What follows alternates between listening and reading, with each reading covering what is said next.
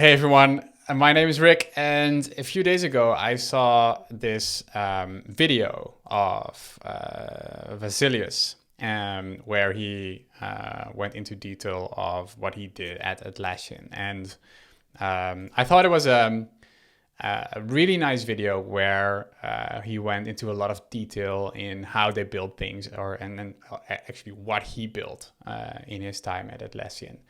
And one of the things that triggered me was that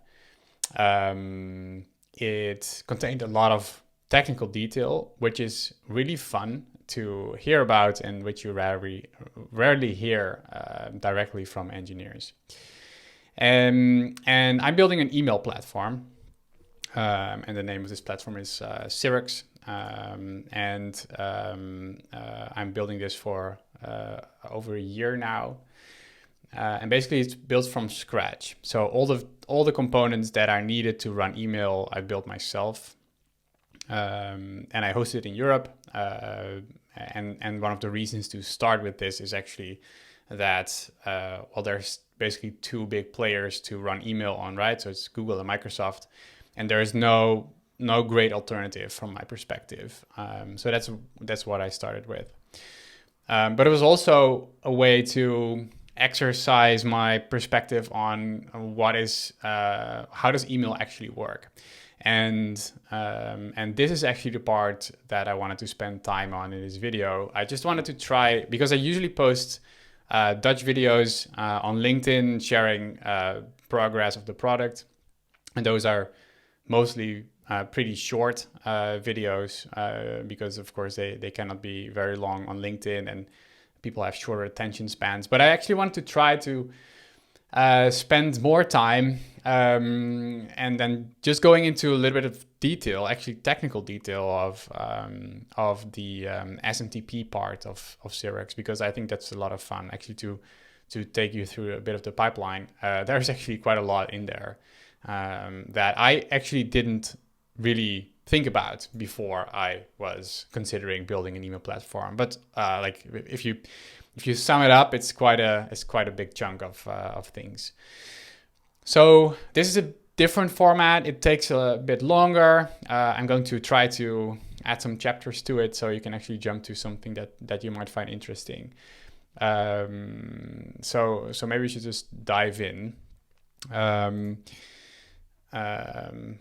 Well, maybe before that, like high level, what kind of components do I have?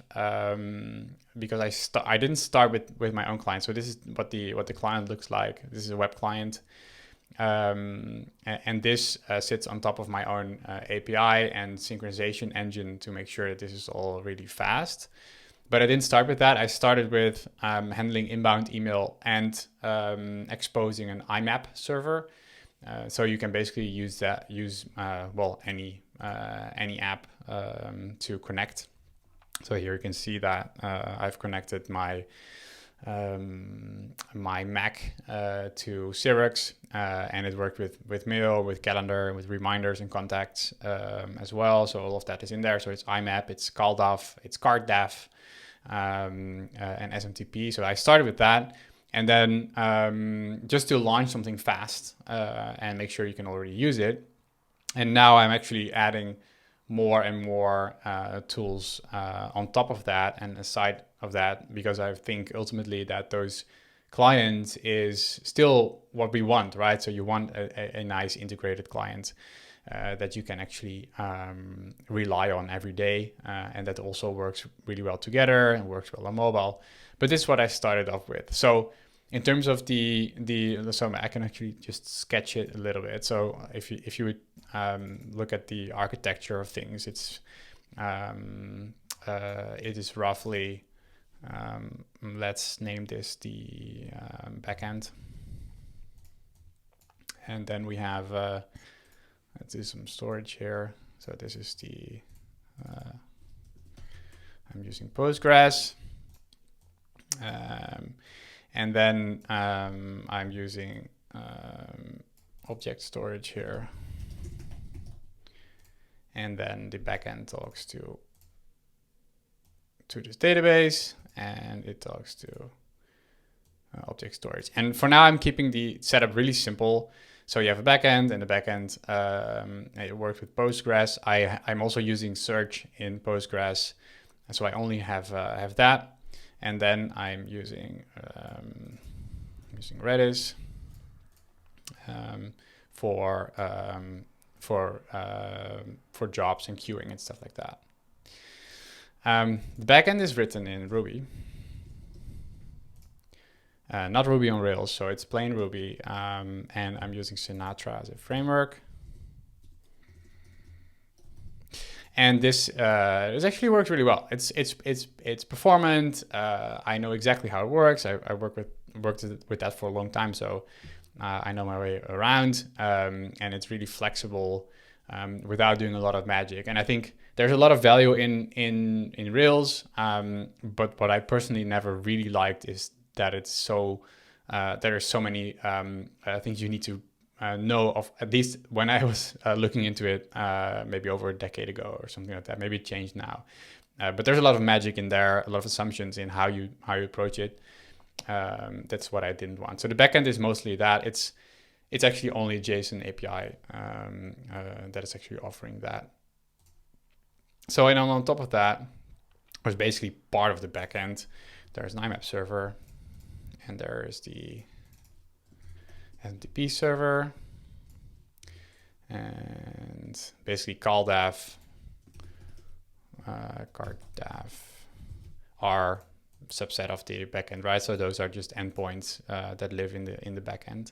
These are separate processes, right? So you need to have a way for clients to connect to these servers, and then this all runs in this basically is my Kubernetes cluster. So this all runs into one thing, and this is currently living in Frankfurt. I think roughly those are the bigger components, and then there's more to zoom into there. But today I actually want to zoom in on the on SMTP, because SMTP as a process, it's really elegant, because SMTP has so many like retries built in and ways to make sure that email actually arrives, which is a lot of fun. Like on high level, of course, what happens is SMTP ultimately delivers or receives or sends email. But before the email actually goes from the SMTP and ends up in the database, like there's a lot of different steps. So maybe it's good to split it out between three kind of flows that is fun to actually dive into. So let's start with inbound. So inbound is smtp.cirrux.co. So an email arrives here, and then there's basically two kinds of inbounds, right? So there's an inbound is basically unauthenticated email, because if you're authenticated, then the biggest reason for authentication is to be able to send emails to email addresses that are not part of this server. So inbound is basically an email that comes in that is addressed to one of the folks that is actually part of my system. So the very first thing that it actually does is the recipient validation.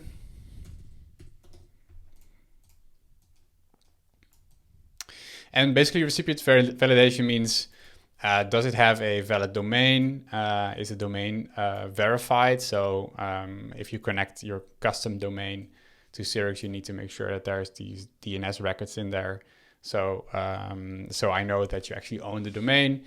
Whether you have a subscription, whether you have enough storage, those are kind of the very first steps that are taken here. And then the second is virus scanning.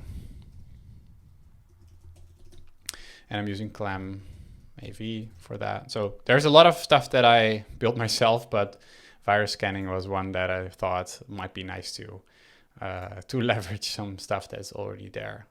So ClamAV is actually a separate process that also runs in my Kubernetes cluster. So it's just another pod that that the app actually connects to. So the process, the SMTP process, where you as a server connect to, so that runs on port 25. And then, so the inbound server connects, the server mentions, okay, I'm going to deliver to this recipient. We're validating that. And if that's all okay, then the data is delivered. Then we process the virus scanning, and then we just save it into spool. And the spooler, basically, it's very simple. It's just a set of, it's just on a disk. So I have a disk attached to the SMTP node. And then each email is dropped into that folder, into one of those folders as quickly as possible. So the only thing that runs in between is the virus scanning, because I want to do that as early as possible. I could take that out even. You could also do it like this, and then do the virus scanning very quickly after that, or the first thing that's in the spool. But the reason for doing it like this is you want to basically have a super light and really fast process of doing this. So I don't want to write into a database. I don't want to write into object storage. So it's just the validation, scanning, and then saving. So after the saving is done, like this, this is basically when the client gets the okay already, right? So it's saved. The file is written into the disk, which is local, so that's really fast. And then the client gets his okay, and then we're done. And then the next section is actually the spooler has a it's very simple. It has a loop, and the loop checks are there files in the to process folder, and then it picks up each raw email file. So this is like an .eml file basically, and then the spooler is going to pick up new files. And basically what is happening here is that it is going to create an inbound email object. So that's one of the first things that it's doing. It's creating an inbound email object, which is basically one object that is in my database. So I have inbound email objects, outbound email objects, and actual email objects, and some more stuff around it. And the reason is that, of course, inbound emails can go into multiple mailboxes. So and you want to make sure that and at each step there is there can be stuff that goes wrong, right? So what I want to do is save it as much as early as possible, and then start to process it, and then gradually it will trickle down into the system and it ends up in the right places. So it creates this object, and then it schedules an inbound email job. So this part happens in the spooler still. So this is the part that's still in the spooler. So you have to drop off in the spooler, and then the spooler is this loop that processes each email file. It saves it, and then it schedules this job, because a part of creating this object is also making sure that it lives in object storage.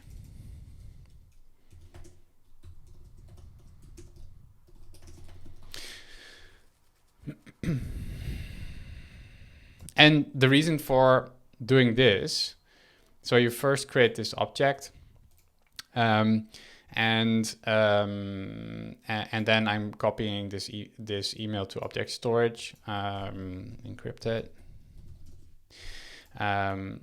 But this can go wrong if the database is if something is wrong with the database. This can go wrong if something is happening with object storage. this is pretty fast, but can also be slow depending on the traffic.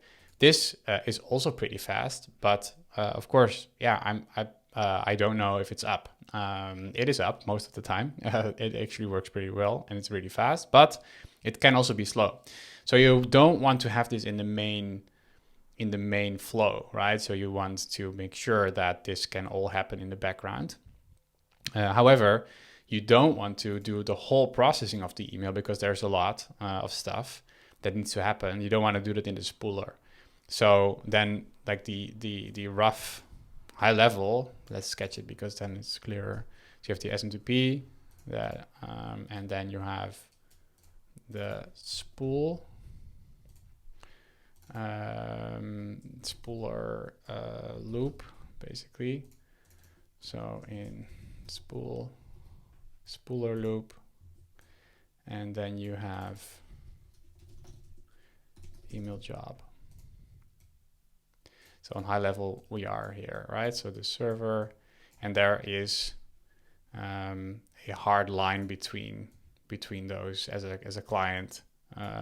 This can all run asynchronously, so that's really nice.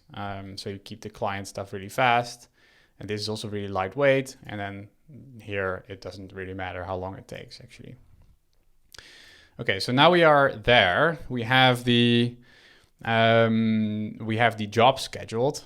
So we are going through to the third phase of this, and that's actually when it gets fun. So we have the job, and the very first thing that it's going to do is run the spam filter. Spam filter I wrote myself, and spam filter is a combination of heuristics and reputation. And we'll see the reputation again in a little bit.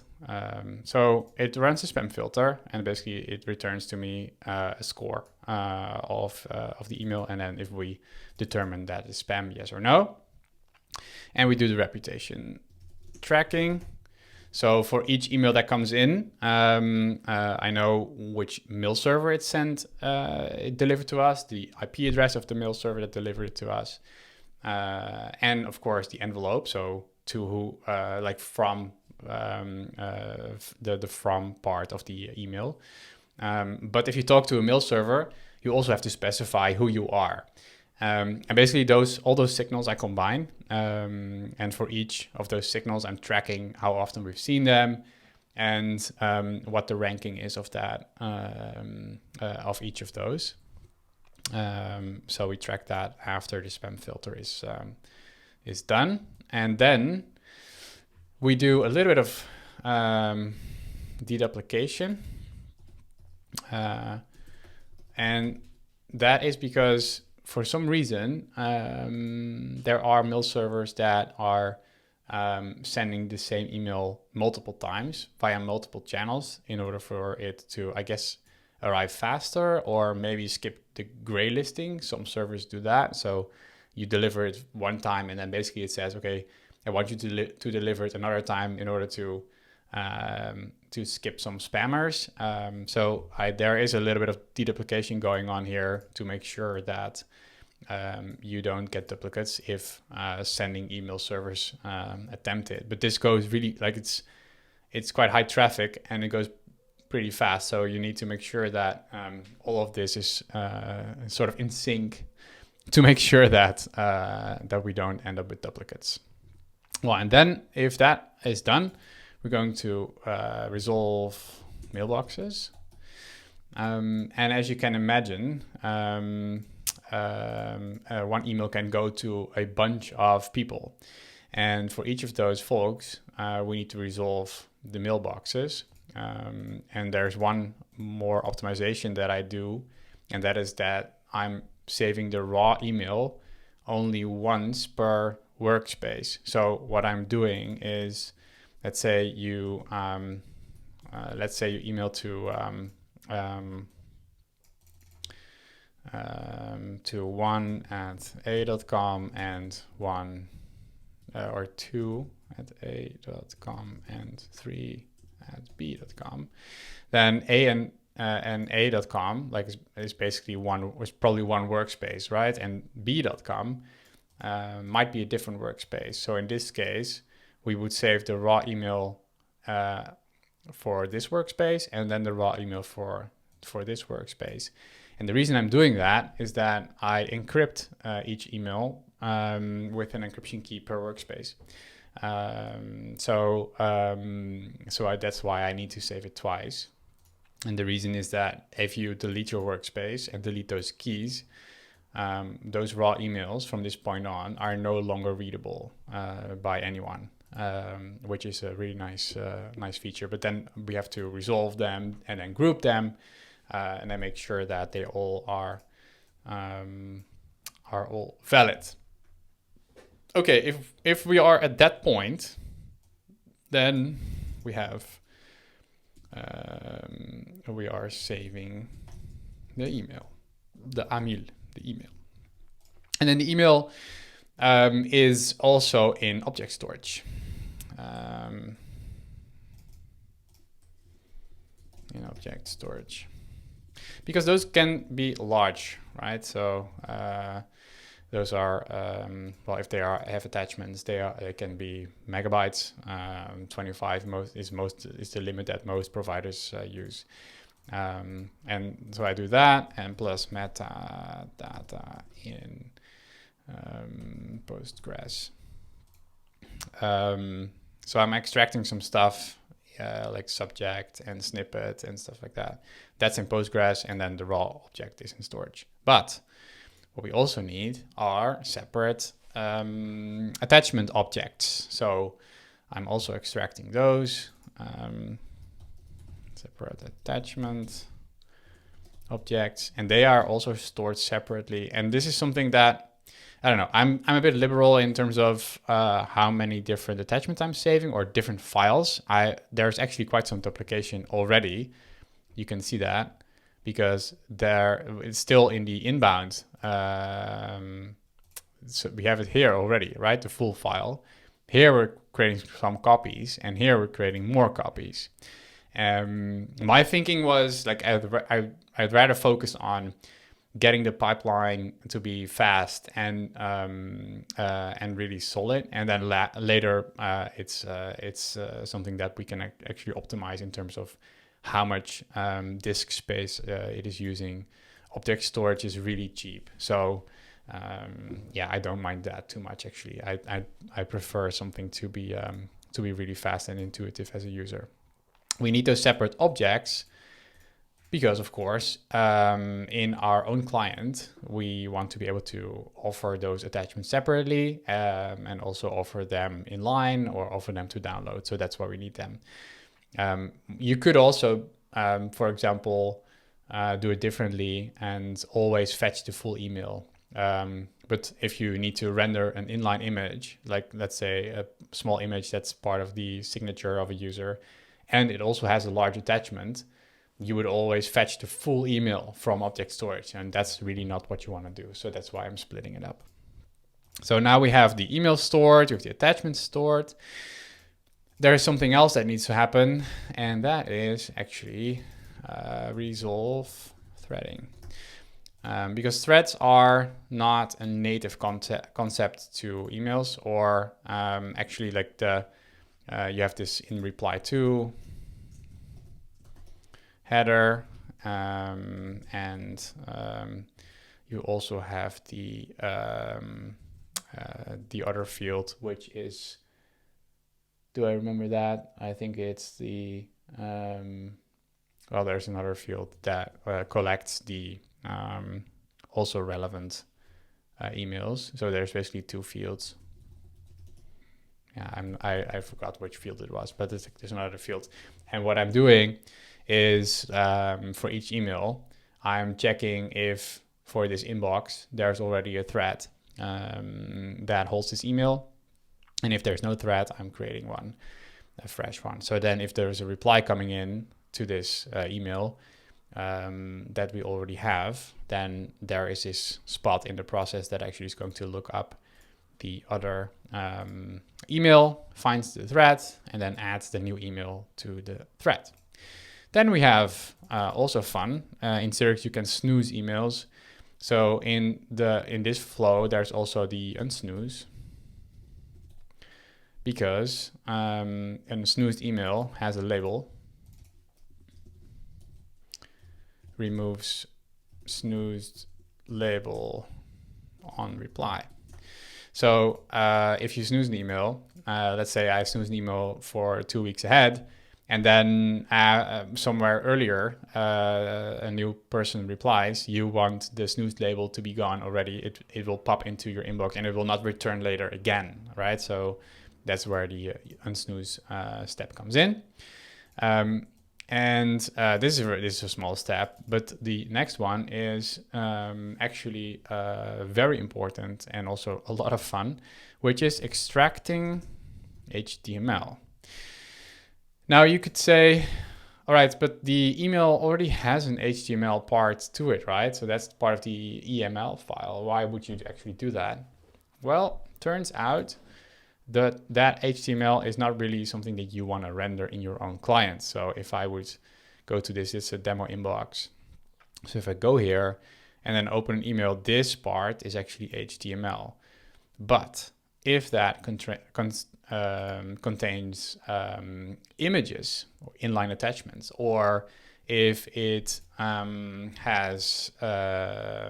if it refers to external CSS, or if it contains CSS that basically make it break out of the window, we need to tackle that.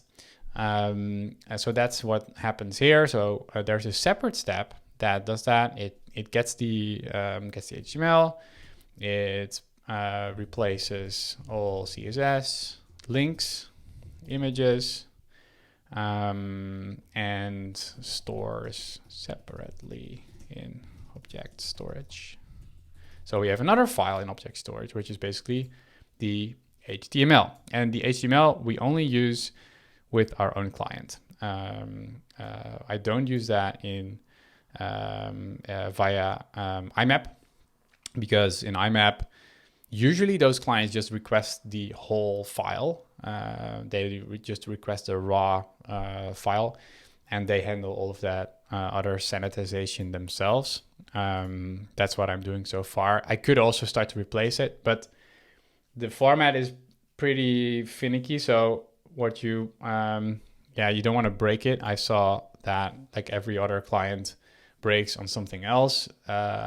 So it's pretty tricky. So that's why so far I decided to not touch the raw files over IMAP, but I'm doing that for my own client because of course I control that.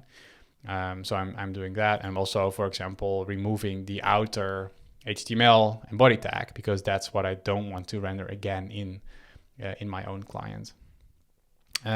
So we have the HTML extracted now. So that's fun. And now there's a small step that is a webhook trigger. Webhook trigger, or like an event. So I haven't opened it up publicly, but Cirrux has a webhook system where as a developer, you could actually build stuff on top of the webhooks. And this is the point in time where I trigger this webhook event. So you can build on top of that. And now we get to the process the email filter rules. So as a user, you can create multiple filters. So that's in here. If I go here, settings, and then mailboxes, and I go into this, I can actually do filters and create one here. And then, so I can basically, create my own set of things here. This is the first selection, and then define some actions that should happen to each email. And that happens in this step, but only if it's not spam. So not spam, email filter rules. And the other stuff will actually happen for spam, because of course we are also rendering spam in the app. So we need to extract HTML even for spam. Webhook triggers is something that I'm still a bit on the verge. I can actually see that some platforms would want to have webhook triggers for spam as well. Basically get the email and then get the relevant labels, so that you could build on top of that. But I can also see that you want to basically set up a webhook that just ignores all the spam altogether. And then we have a final step here, which is if it's not spam, we're also going to process calendar invites, updates, etc. And all of the actions that you have here that create objects also trigger WebSockets plus changelog to update clients. Because both my own web client and as well as the IMAP client, they monitor the change logs, and if there's a new change log for an object, then they will actually push that change to the IMAP client or to the Cirrux client.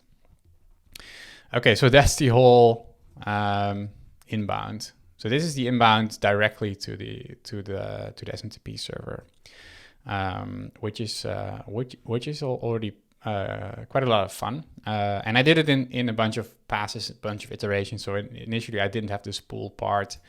I did not have a lot of the things in here. So I started really basically and then expanded over time.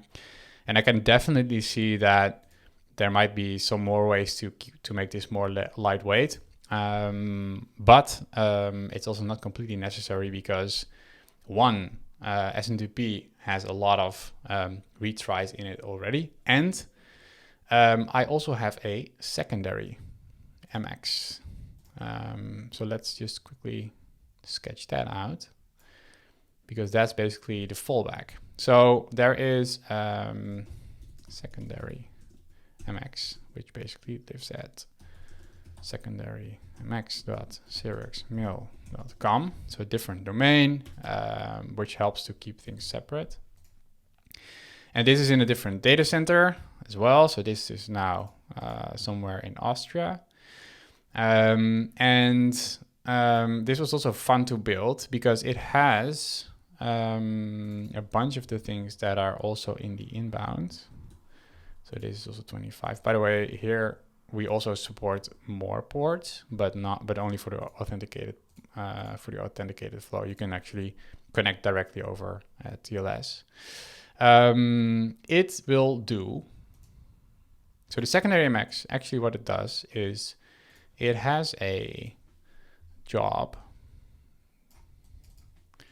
sync a list of domains and mailboxes every few minutes.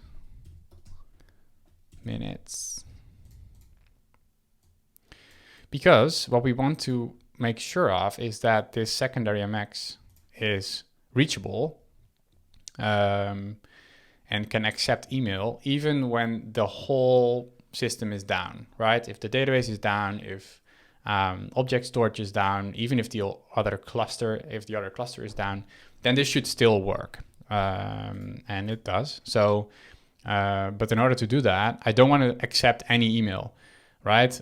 Because that will be a bit dangerous. I mean, you could do that, but it's also very easy to flood it then. So what I'm doing is every few minutes, I'm fetching a list of domains and mailboxes from the main cluster. So that's then synced. And then we can do a little bit of light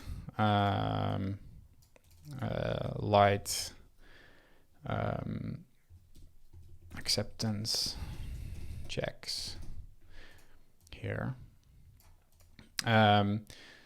What I actually want to do is here, it's this one is a bit broader, right? So for example, we could skip some parts of the domain validation checks, because what this will actually do ultimately is, well, first it will persist into the spool. It has a separate spool, so you drop it off here, persist into the spool, and then we have like let's draw this line here. Save the line.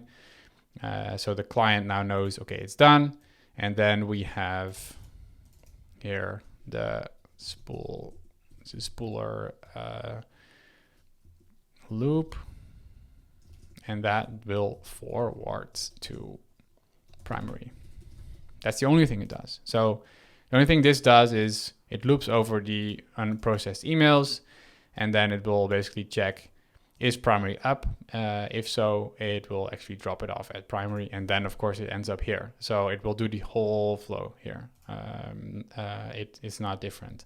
The only thing that it will do is attach a little bit of metadata, so I know at the end of the whole thing where it came from. So if it initially was dropped off at the secondary or not. So that's the secondary, which is also really fun to build. And actually the code is shared. So there's a nice little bit of abstraction that the server knows whether it's running as a secondary or as a primary. And I'm trying to merge the code as much as possible to keep it in one place. So all the validations are the same, but there are some slight differences here and there. Okay, and now the final part is also a lot of fun, because that is outbound, of course. So we have inbound, we have secondary. That's all for processing, and then we have outbound. And outbound happens on the same server, so smtp.cirrux.go.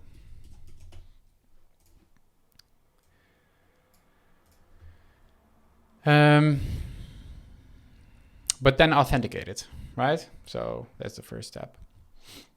You authenticate. And then from that point on, the server knows, okay, you're authenticated. So that means that you are allowed to send email to domains that we don't own, right? So they're not part of the server itself. But for that to happen, you need to have an active sub, and you need to also, so that's part of the authentication. Then the first step that we're going to do is to check outbound rate limit. Because what we don't want to have happen is that you connect to SMTP and then start sending hundreds or thousands or tens of thousands of emails, and then basically blast my whole reputation to bits. So that's the first thing that we do. We check if you are actually eligible to send some outbound email. Then we also do the virus scanning for outbound. And then we ignore it and drop it if there happens to be a virus.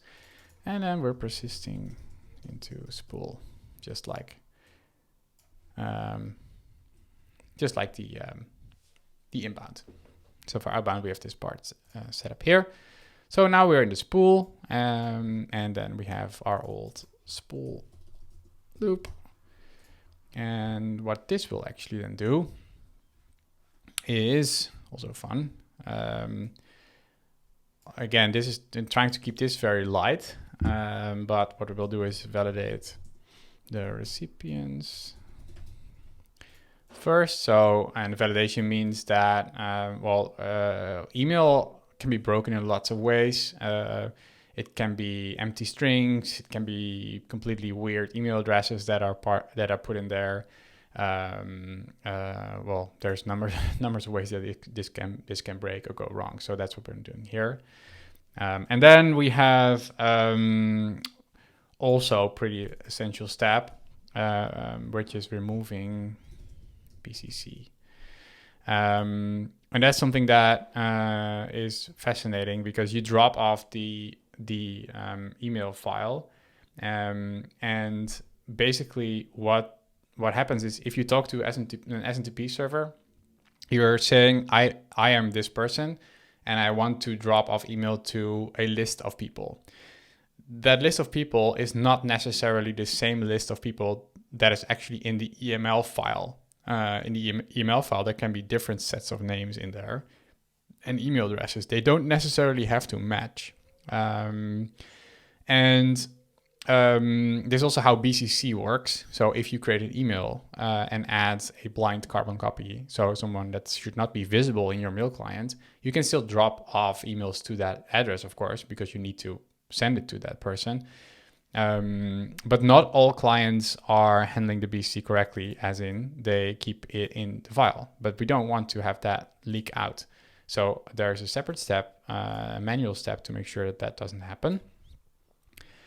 And then I'm doing a step to validate sender for Workspace. So as you can imagine, well, you don't want to have someone spoof an email address, basically saying that they're someone else. So I have a step here that validates whether the email address that you're trying to use is actually one that's valid for your workspace, so that it matches up. And then it creates the outbound email objects and recipient object per recipient. Because what we want to do is we track per recipient if we could actually deliver it. And then this adds it to the queue. Another queue, which is nice. So this is what the spooler does. It processes, it creates another object. And as you can imagine, the object for outbound is now also persisted into object storage. So basically that's happening here in between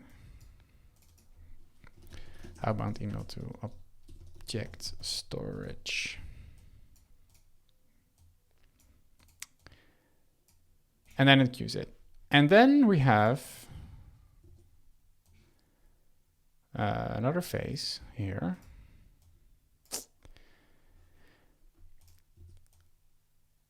Which is then, of course, the outbound sender service. And what this will do is first it will sign the email with DKIM. And DKIM is a way to make sure that we can, or like as a recipient, I can verify that the person that owns the domain is also the person that sent the email with a set of keys, basically. So that's the first thing that we do. So basically, if I send something from a certain domain, we get the key that corresponds to it, or we check if there is actually a valid key on the domain. We sign the whole email with this key, and you need to make certain changes to the actual email file. That's a very essential first step. And then we are grouping emails per domain, because we need to start connecting to email servers now, external email servers.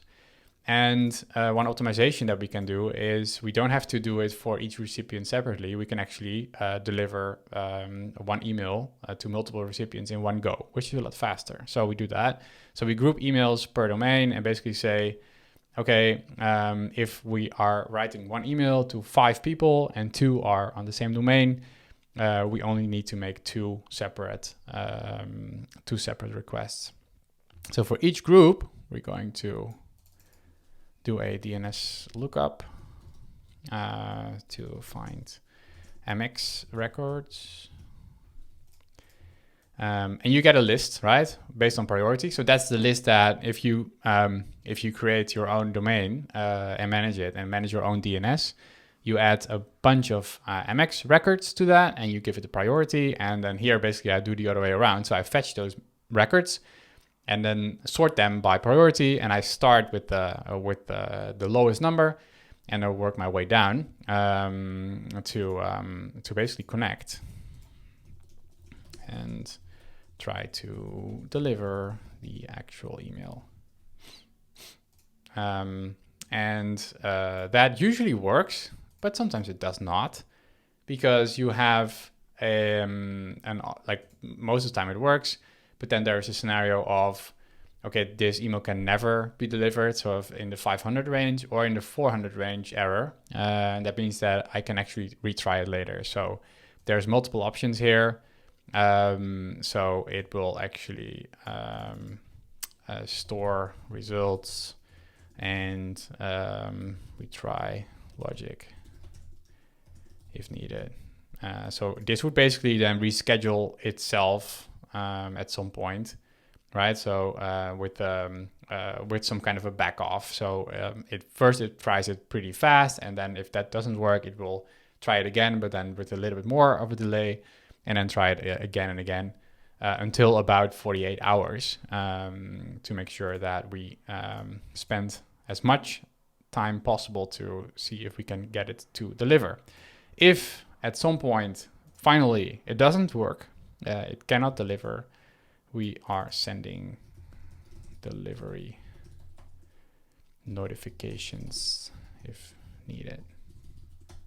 So those are those emails that you recognize, right? So it's like this person doesn't appear to have an active mailbox, or it's full, or whatever. So that's also something that we have to tackle ourselves. So that's the whole process of outbound. Well, I see that I actually dropped the rate limit marking. That's also happening if it's accepted. Of course, we know that you are sending an email. So that's the whole outbound. And actually the part to like the retry logic, it was fun to work on and to build.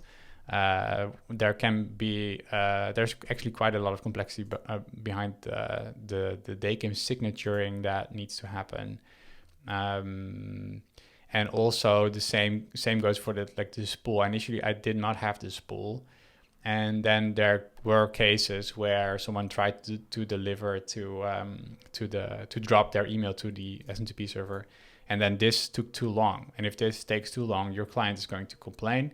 And basically say, hey, I could not schedule this for delivery. But the nice part is if you do it like this in line, you can also give immediate feedback, right? So then you don't have to do the delivery notification, because then you can return that value right away here at the top. So the more you start to split up, the more you also run into cases where you need to do some async delivery notifications as well if that's needed. I hope this was fun. This is the outline of it, and yeah, if you have any questions on how this works, or suggestions on how to make things even better, then of course I'm all ears. And if you made it this far, thank you for watching.